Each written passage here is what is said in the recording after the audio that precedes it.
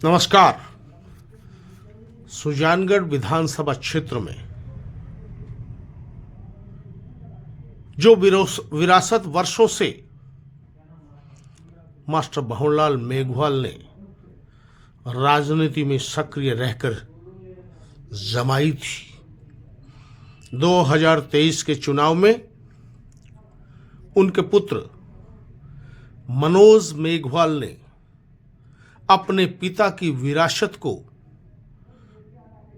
बचाने का संघर्ष बहुत चतुराई से किया और वे बहुत ही अल्प मार्जिन से एक बार फिर सुजानगढ़ विधानसभा क्षेत्र के विधायक बनने में सफल हुए। उपचुनाव में जो उनकी जीत हुई थी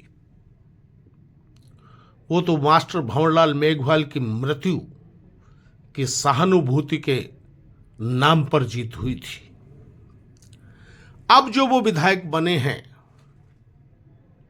उनका असली राजनीतिक कौशल का पता 2028 के चुनाव में लगेगा। उपचुनाव के बाद लगभग 2 साल का कार्यकाल विधायक के रूप में उनको करने का मिला, लेकिन इस पूरे 2 साल में विधायक मनोज मेघवाल कोई विशेष राजनीतिक छाप छोड़ पाए, इसमें संदेह है। वे बहुत ही बेमुश्किल मतगणना के दौरान उतार चढ़ाव में रहे और अंत में वे विजयी घोषित किए गए।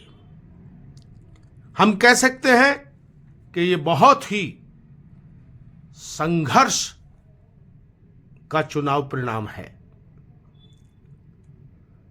और जनता ने मनोज मेघवाल को बेमुश्किल उनका सीधापन देखते हुए शायद उनको चुना है, क्योंकि राजनीतिक क्षेत्र में या गैर राजनीतिक क्षेत्र में भी लोग मनोज मेघवाल के सीधेपन के कायल जरूर हैं और मनोज मेघवाल के कार्यकाल में उन्होंने किसी का काम नहीं भी किया तो किसी भी व्यक्ति को धमकाने, नुकसान पहुंचाने जैसा कृत्य भी किसी प्रकार का उनका नहीं रहा। और यही कारण है कि लोगों ने बीदासर की प्रधान संतोष मेघवाल के स्थान पर अंततोगत्वा मनोज मेघवाल को ही विधायक चुना। सुजानगढ़ की राजनीति में संतोष मेघवाल का प्रवेश भी विभिन्न प्रकार के राजनीतिक विवादों के बाद हुआ। उन्होंने निर्दलीय भी चुनाव लड़ा और अच्छे खासे मत भी उन्होंने प्राप्त किए।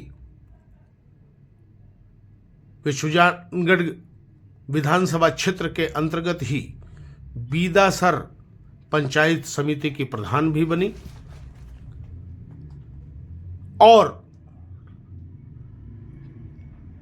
टिकट मांगने के दौरान भी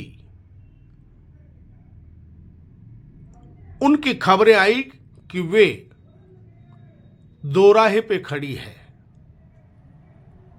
अंतोगत्वा उन्होंने भारतीय जनता पार्टी को चुना और भारतीय जनता पार्टी ने 2 दफा पहले विधायक रहे खेमाराम मेघवाल के स्थान पर संतोष मेघवाल को भाजपा का टिकट दिया, जिसे पूर्व विधायक खेमाराम मेघवाल और उनके समर्थक शायद पचा नहीं पाए। यदि संतोष मेघवाल का इस कदर जम के विरोध नहीं होता तो शायद चुनाव परिणाम भी दूसरे तरह का होता। लेकिन मनोज मेघवाल और संतोष मेघवाल में तुलनात्मक दृष्टि से वहां के लोगों की यह धारणा जरूर है कि मनोज मेघवाल सीधा साधा इंसान है और संतोष मेघवाल राजनीतिक उठापटक में माहिर हो गई है। उन्होंने निर्दलीय भी लड़ा, वे कांग्रेस में भी रही और 2023 के चुनाव में वो भाजपा की प्रत्याशी बनने भी सफल रही। शायद कुछ लोगों का ऐसा मानना है कि संतोष मेघवाल अगर विधायक बन जाती तो अन्य समाज के लोगों को मनोज मेघवाल जैसा सुख और शांति का माहौल वे नहीं दे सकती थी, क्योंकि उनकी टीम के जो बहुत से लोग हैं उनकी छवि सुजानगढ़ विधानसभा क्षेत्र में इस तरह की ही मानी जाती है। और शायद यही कारण रहा,